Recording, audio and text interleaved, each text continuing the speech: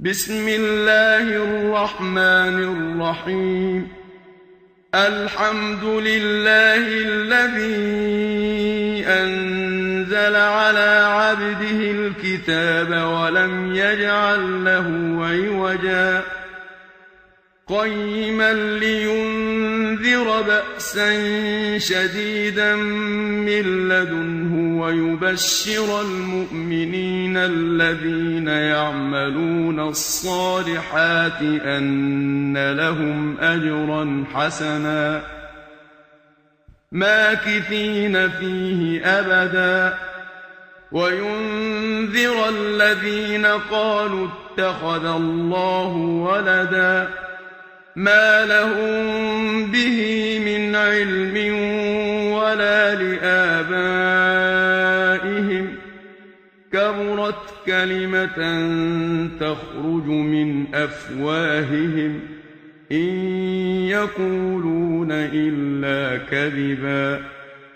فلعلك باخع نفسك على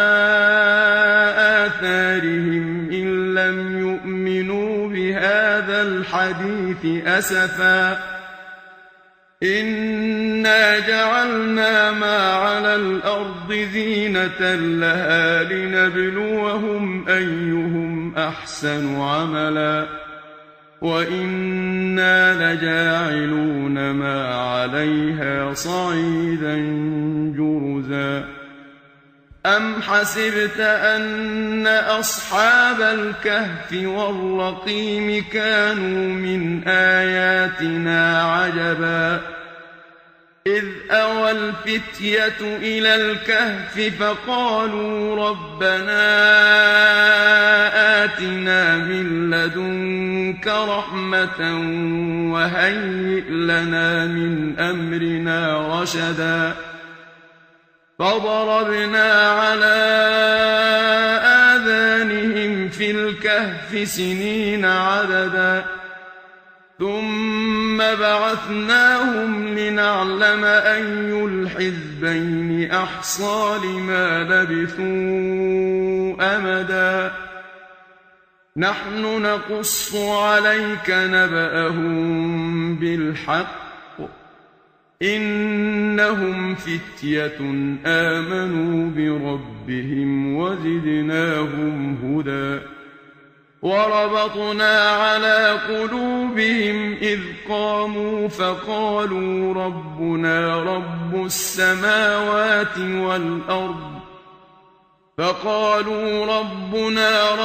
السماوات والأرض لن ندعو من دونه إلها لقد قلنا إذا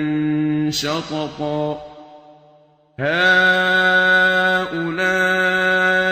قومنا اتخذوا من دونه آلهة لولا يأتون عليهم بسلطان بين فمن أظلم ممن افترى على الله كذبا وإذ اعتزلتموهم وما يعبدون إلا الله فأووا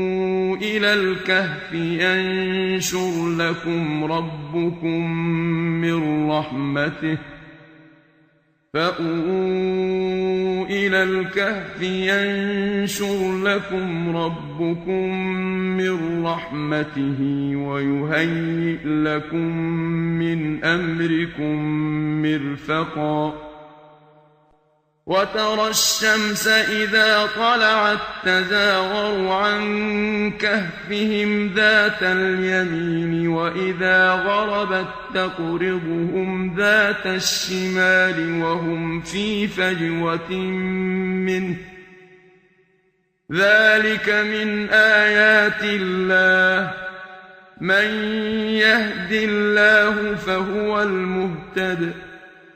ومن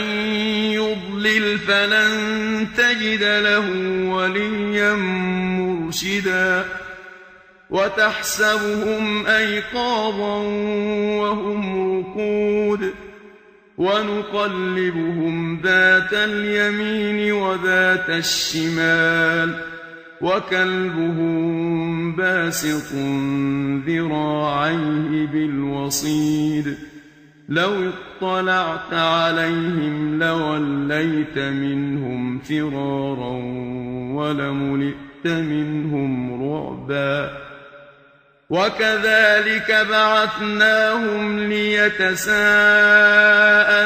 بينهم قال قائل منهم كم لبثتم قالوا لبثنا يوما أو بعض يوم قالوا ربكم أعلم بما لبثتم فابعثوا أحدكم بورقكم هذه إلى المدينة فلينظر أيها أزكى طعاما فليأتكم برزق منه وليتلطف ولا يشعرن بكم أحدا إنهم إن يظهروا عليكم يرجموكم أو يعيدوكم في ملتهم ولن تفلحوا إذا أبدا وكذلك أعثرنا عليهم ليعلموا أن وعد الله حق وأن الساعة لا ريب فيها إذ يتنازعون بينهم أمرهم فقالوا ابنوا عليهم بنيانا ربهم أعلم بهم قال الذين غلبوا على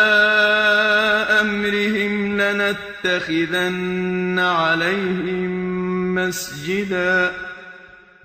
سيقولون ثلاثة رابعهم كلبهم ويقولون خمسة سادسهم كلبهم رجما بالغيب ويقولون سبعة وثامنهم كلبهم قل ربي أعلم بعدتهم ما يعلمهم إلا قليل فلا تمار فيهم إلا مراء ظاهرا ولا تستفت فيهم منهم أحدا ولا تقولن لشيء إني فاعل ذلك غدا إلا أن يشاء الله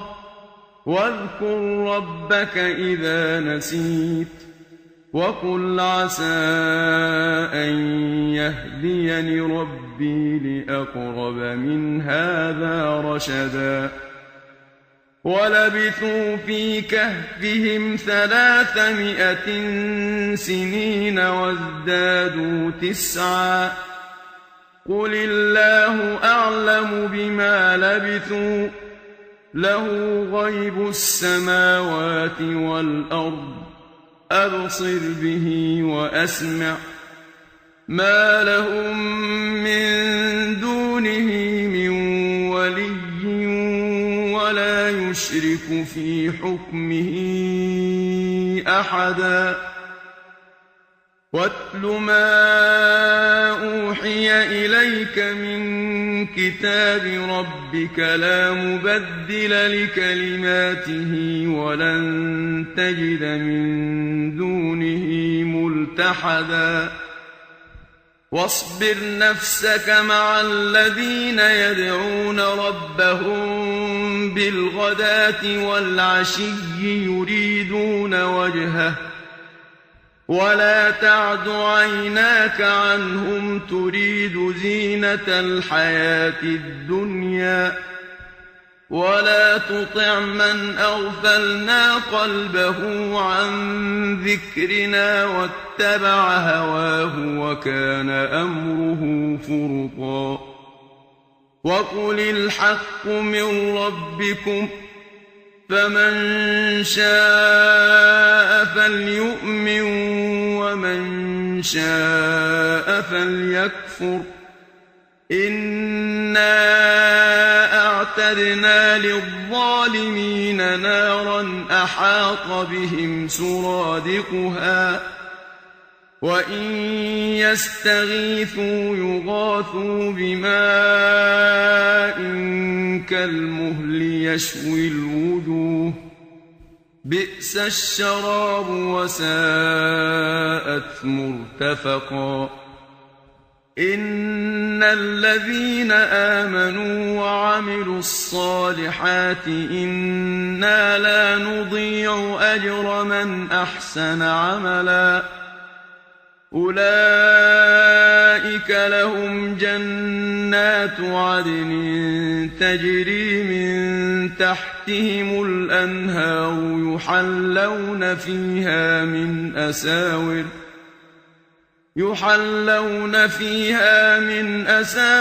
من ذهب ويلبسون ثيابا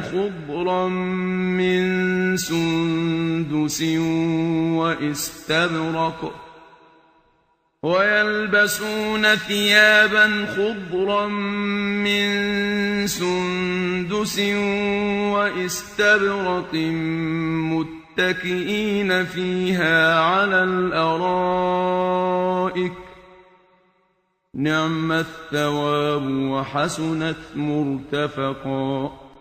واضرب لهم مثلا الرجلين جعلنا لأحدهما جنتين من أعناب وحففناهما بنخل وجعلنا بينهما زرعا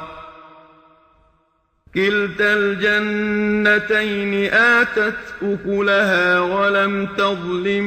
منه شيئا وفجرنا خلالهما نهرا وكان له ثمر فقال لصاحبه وهو يحاوره أنا أكثر منك مالا وأعز نفرا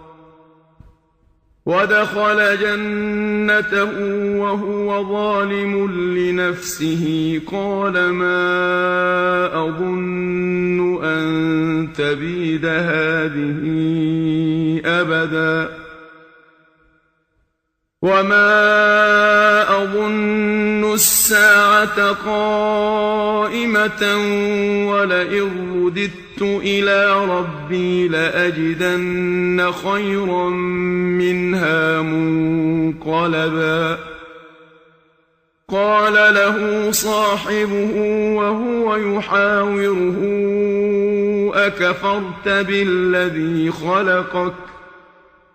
أكفرت بالذي خلقك من تراب ثم من نطفة ثم سواك رجلا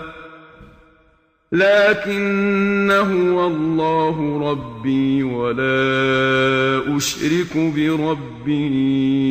أحدا ولولا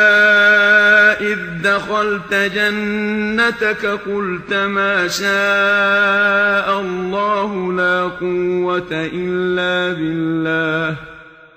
إن ترني أنا أقل منك مالا وولدا فعسى ربي أن يؤتيني خيرا من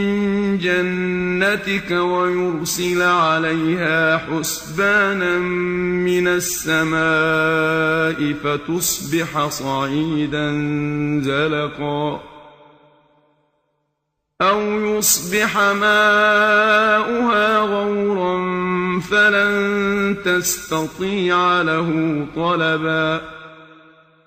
وأحيط بثمره فأصبح يقلب كفيه على ما أنفق فيها وهي خاوية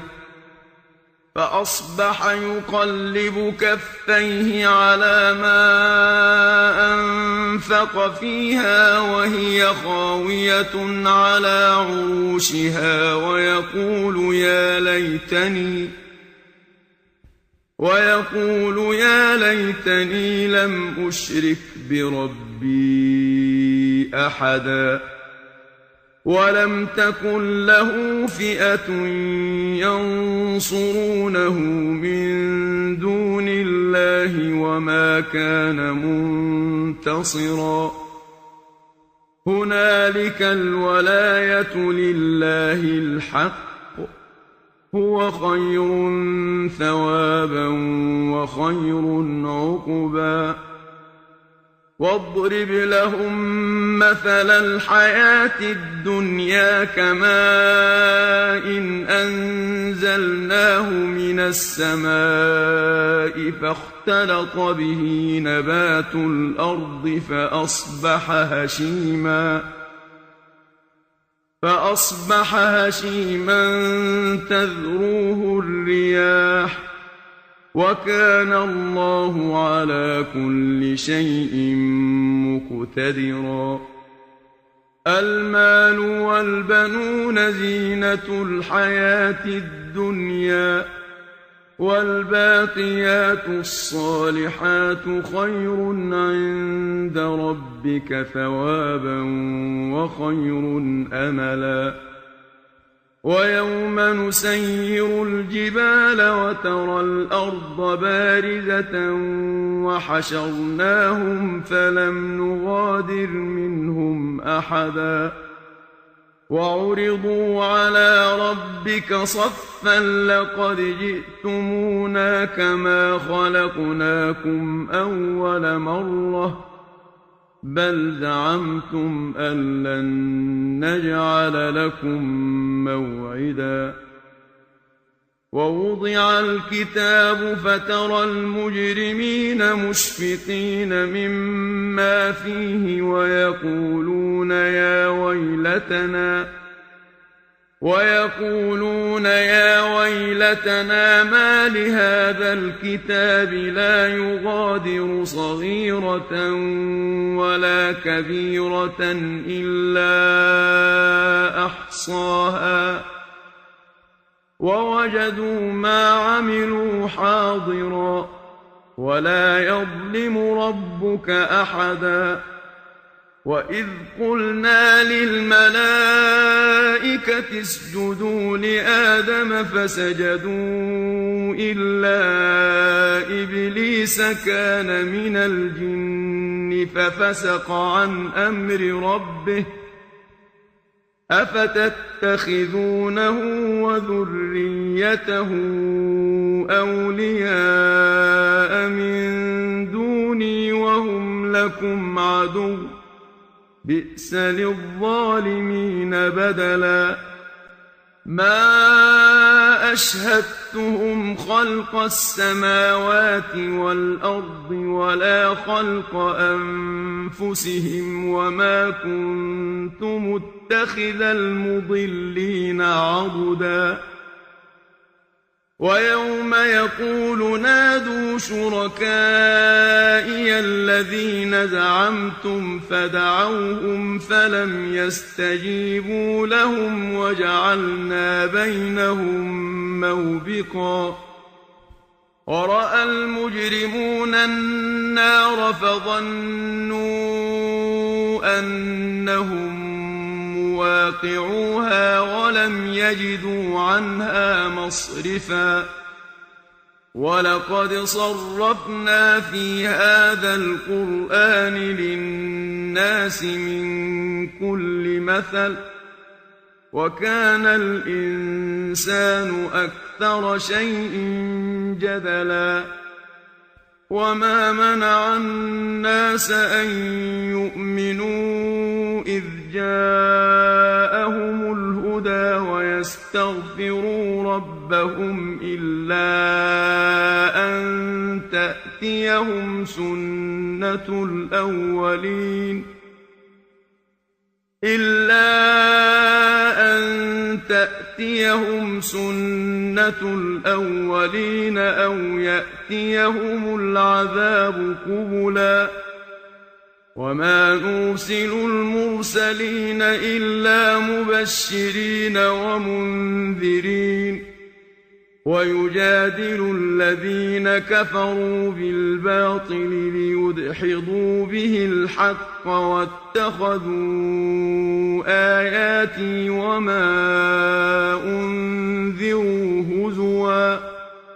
وَمَنْ أَظْلَمُ مِمَّنْ ذُكِّرَ بِآيَاتِ رَبِّهِ فَأَعْرَضَ عَنْهَا وَنَسِيَ مَا قَدَّمَتْ يَدَاهُ إِنَّا جَعَلْنَا عَلَىٰ قُلُوبِهِمْ أَكِنَّةً أَن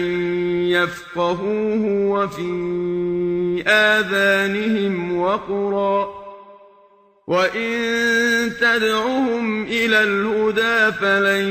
يَهْتَدُوا إِذًا أَبَدًا ۚ وَرَبُّكَ الْغَفُورُ ذُو الرَّحْمَةِ لَوْ يُؤَاخِذُهُم بِمَا كَسَبُوا لَعَجَّلَ لَهُمُ الْعَذَابَ ۚ بَل لَّهُم مَّوْعِدٌ لَّن يَجِدُوا مِن دُونِهِ مَوْئِلًا وَتِلْكَ الْقُرَىٰ أَهْلَكْنَاهُمْ لَمَّا ظَلَمُوا وَجَعَلْنَا لِمَهْلِكِهِم مَّوْعِدًا وَإِذْ قَالَ مُوسَىٰ لِفَتَاهُ لَا أَبْرَحُ حَتَّىٰ أَبْلُغَ مَجْمَعَ الْبَحْرَيْنِ أَوْ أَمْضِيَ حُقُبًا فَلَمَّا بَلَغَا مَجْمَعَ بَيْنِهِمَا نَسِيَا حُوتَهُمَا فَاتَّخَذَ سَبِيلَهُ فِي الْبَحْرِ سَرَبًا فَلَمَّا جَاوَزَا قَالَ لِفَتَاهُ آتِنَا غَدَاءَنَا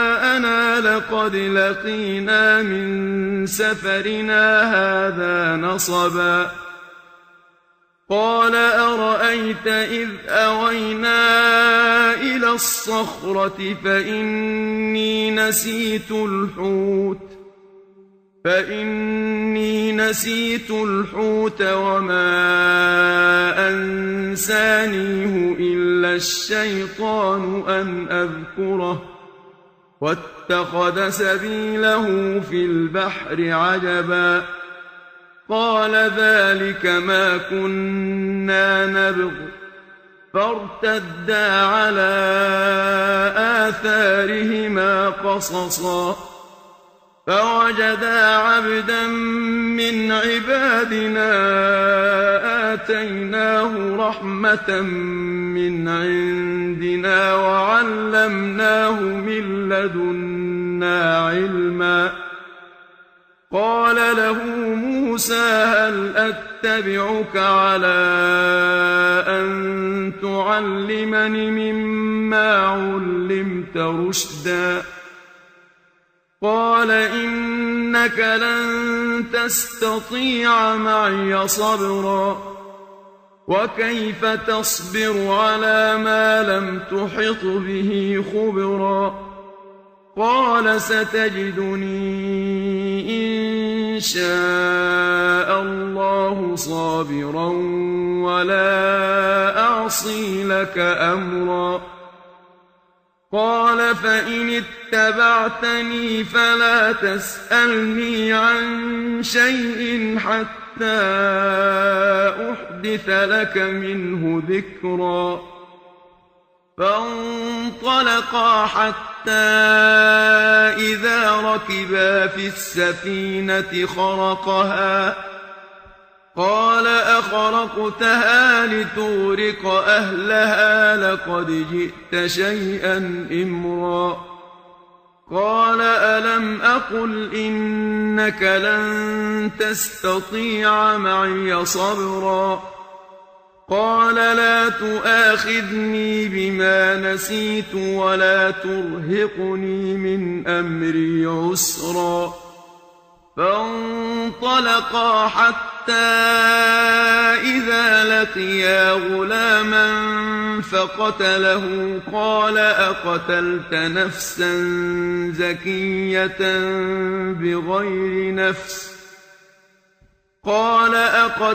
نفسا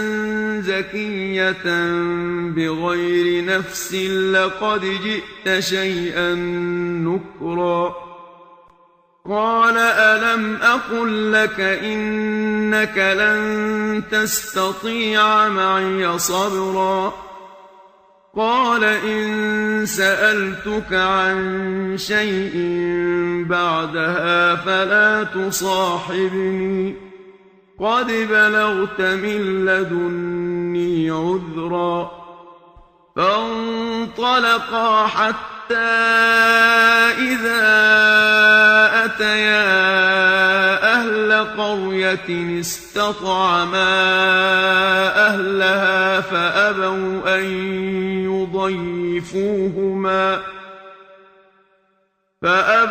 أن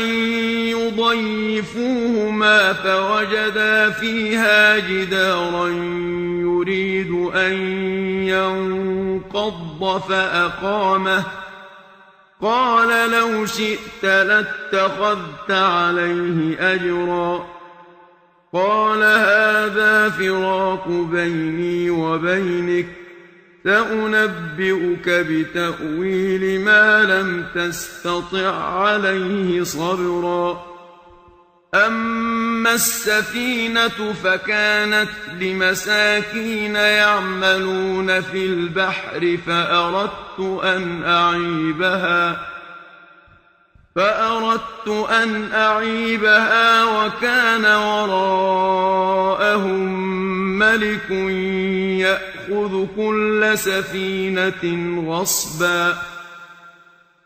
وأما الغلام فكان أبواه مؤمنين فخشينا أن يرهقهما طغيانا وكفرا فأردنا أن يبدلهما ربهما خيرا منه زكاة وأقرب رحما وأما الجدار فكان لغلامين يتيمين في المدينة وكان تحته كنز لهما وكان أبوهما صالحا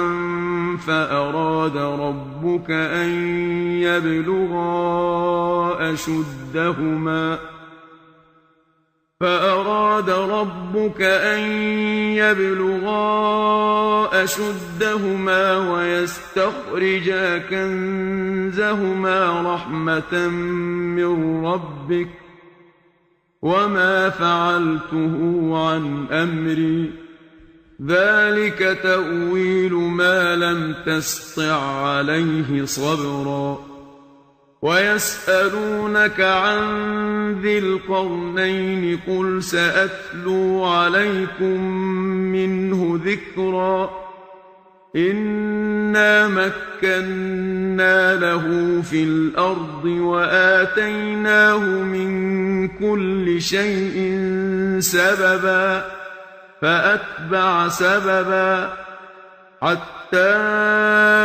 إذا بلغ مغرب الشمس وجدها تغرب في عين حمئة ووجد عندها قوما قلنا يا ذا القرنين إما أن تعذب وإما أن تتخذ فيهم حسنا قال أما من ظلم فسوف نعذبه ثم يرد إلى ربه فيعذبه عذابا نكرا وأما من آمن وعمل صالحا فله جزاء الحسنى وسنقول له من أمرنا يسرا ثم أتبع سببا حتى إذا بلغ مطلع الشمس وجدها تطلع على قوم لم نجعل لهم من دونها سترا كذلك وقد أحطنا بما لديه خبرا ثم أتبع سببا حتى إذا بلغ بين السدين وجد من دونهما قوما لا يكادون يفقهون قولا قالوا يا ذا القرنين إن يأجوج ومأجوج مفسدون في الأرض فهل نجعل لك خرجا على أن تجعل بيننا وبينهم سدا قال ما مكني فيه ربي خير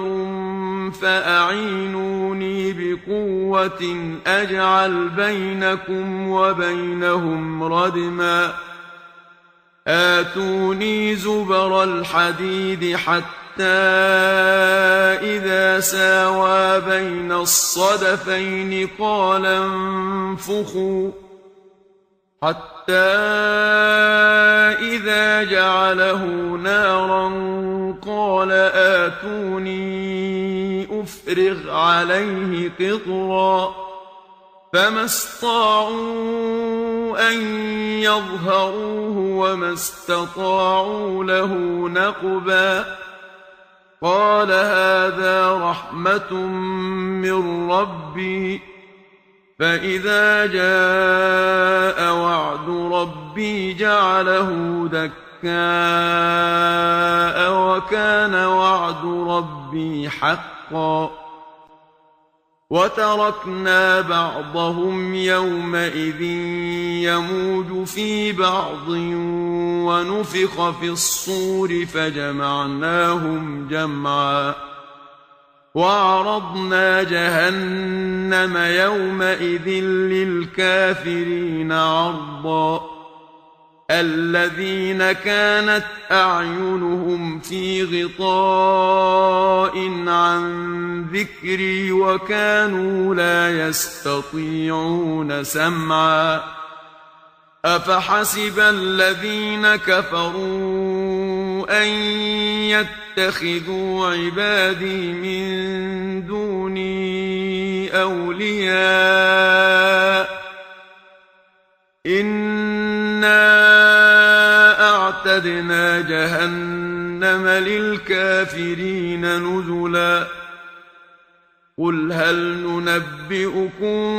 بالأخسرين أعمالا الذين ضل سعيهم في الحياة الدنيا وهم يحسبون أنهم يحسنون صنعا أولئك الذين كفروا بآيات ربهم ولقائه فحبطت أعمالهم فلا نقيم لهم يوم القيامة وزنا ذلك جزاؤهم جهنم بما كفروا واتخذوا آياتي ورسلي هزوا إن الذين آمنوا وعملوا الصالحات كانت لهم جنات الفردوس نزلا خالدين فيها لا يبغون عنها حولا قل لو كان البحر مدادا لكلمات ربي لنفد البحر قبل أن تنفد كلمات ربي ولو جئنا بمثله مددا قل إنما أنا بشر مثلكم يوحى إلي أنما إلهكم إله واحد فمن كان يرجو لقاء ربه فليعمل عملا صالحا ولا يشرك بعبادة ربه أحدا. صدق الله العظيم.